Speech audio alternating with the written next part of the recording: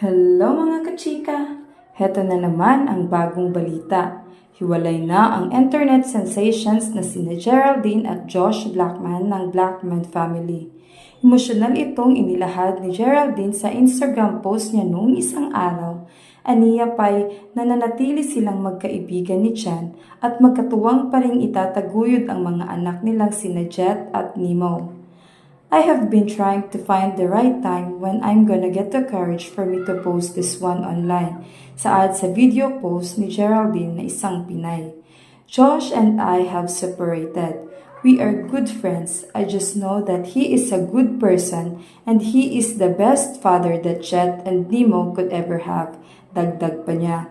Nagpasalamat si Geraldine sa lahat ng sumusuporta sa Blackman family at humingi siya ng paumanhin sa nangyari sa kanila ni Josh.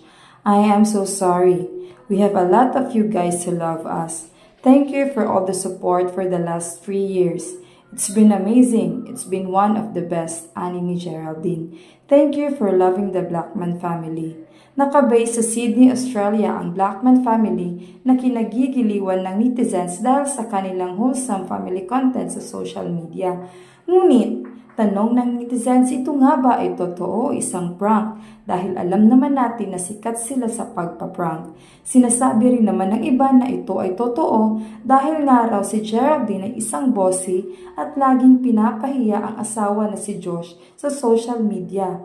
At marahil ay nainis na ito at hindi na gusto ang palaging pamamahiya ng asawa sa kanilang content. Pero, ang lahat ng ito ay pawang haka-haka lamang at malalaman rin natin pagdating ng panahon.